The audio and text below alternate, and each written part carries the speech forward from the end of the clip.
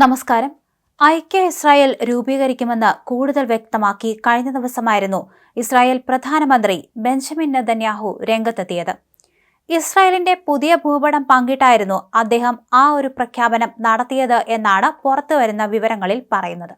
എന്നാൽ പ്രഖ്യാപനത്തിന് പിന്നാലെ അറബ് രാജ്യങ്ങളുടെ മറുപടി എന്താകുമെന്ന ചോദ്യമായിരുന്നു ലോകരാജ്യങ്ങൾക്ക് മുന്നിൽ നിലനിന്നത്. അതേസമയം ഇസ്രായേലിന്റെ പുതിയ ഭൂപടത്തിൽ ലബനൻ, ജോർദാൻ, സിറിയ, ഇറാഖ്, ഫലസ്തീൻ, ഈജിപ്ത്, സൗദി അറേബ്യ തുടങ്ങിയ പ്രദേശങ്ങളെ ഉൾപ്പെടുത്തുന്നുണ്ട്. ഇത് അറബ് രാജ്യങ്ങൾക്കുള്ള ഒരു വലിയ വെല്ലുവിളിയാണെന്ന് വിലയിരുത്തപ്പെടുന്നുണ്ട്. അതേസമയം തന്നെ ഹൂത്തികളെ ഇസ്രായേൽ വെറുതെ വിടില്ല. യമനിലെ ഹൂത്തി വിമതരുടെ ശക്തി കേന്ദ്രങ്ങളിൽ കഴിഞ്ഞ ദിവസം വീണ്ടും ആഞ്ഞടിച്ച് ഇസ്രായേൽ വ്യോമസേന രംഗത്തെത്തിയിരുന്നു. വലിയൊരു തിരിച്ചടി തുടരുമെന്ന സന്ദേശമാണ് ഇതിലൂടെ നൽകുന്നത്. 2 തുറമുഖങ്ങളും പവർ പ്ലാന്റും തകർത്തു. 20ഓളം യുദ്ധവിമാനങ്ങളാണ് ആക്രമണത്തിൽ പങ്കെടുത്തത്.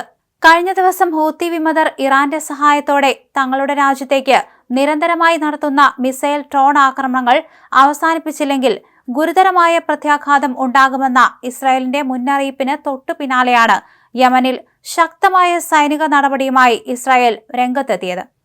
ഇസ്രായേൽ ആക്രമണം നടത്തുന്നതിന് തൊട്ടു മുമ്പ് അമേരിക്കയുടെ പോർ വിമാനങ്ങൾ വടക്കൻ സനായിലെ ഹാവ് സുഫിയാൻ ജില്ലയിലെ ഹൂത്തികളുടെ താവളങ്ങൾ ആക്രമിച്ചിരുന്നു. അതേസമയം അമേരിക്കയുമായി ചേർന്നുള്ള സംയുക്താക്രമണം അല്ല തങ്ങൾ നടത്തിയതെന്നാണ് ഇസ്രായേൽ വ്യക്തമാക്കിയിരിക്കുന്നത്. അമേരിക്കൻ സൈന്യവുമായി ഏകോപിച്ച് മാത്രമാണ് ആക്രമണങ്ങൾ നടത്തുന്നത് എന്നാണ് സൈനിക വൃത്തങ്ങൾ പറയുന്നത്. യമനിൽ 50ഓളം ആക്രമണങ്ങളാണ് ഇസ്രായേൽ നടത്തിയത്. യമനിലെ പ്രധാന തുറമുഖങ്ങളായ ഹുദൈദയിലും റാസയിലും തലസ്ഥാനമായ സനാക്ക് സമീപമുള്ള ഹൊസിയാസ് പവർ പ്ലാന്റിലുമായിരുന്നു ആക്രമണം നടത്തിയത്. ഹൂത്തി വിമതർ സൈനിക നടപടികൾക്കായി ഏറ്റവും ആശ്രയിച്ചിരുന്നത് ഈ പവർ പ്ലാന്റിൽ നിന്നുള്ള വൈദ്യുതിയായിരുന്നു.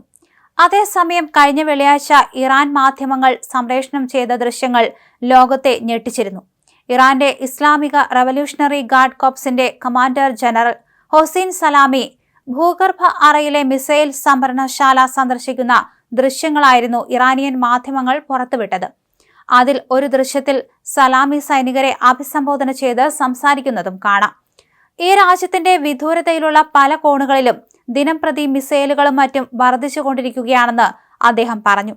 തങ്ങളുടെ ഉൽപാദനശേഷി ഇല്ലാതെയാക്കി എന്നായിരിക്കും ശത്രുക്കൾ കരുതുന്നതെന്ന് പറഞ്ഞ സലാമി യാഥാർത്ഥ്യത്തിൽ തങ്ങളുടെ മിസൈൽ ശക്തി വർദ്ധിച്ചു വരികയാണെന്ന് പറഞ്ഞു.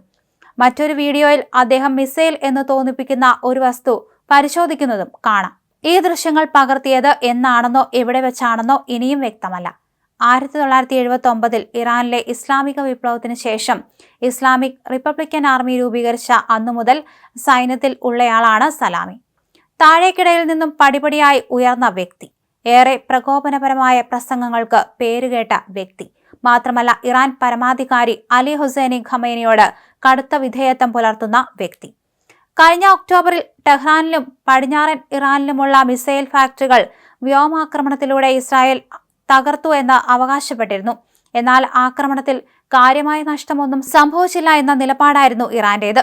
ഇറാന്റെ നിലപാടായിരുന്നു ശരിയെന്ന് സ്ഥാപിക്കാനുള്ള ദൃശ്യങ്ങളാണ് ഇപ്പോൾ പുറത്തു വന്നിരിക്കുന്നത്.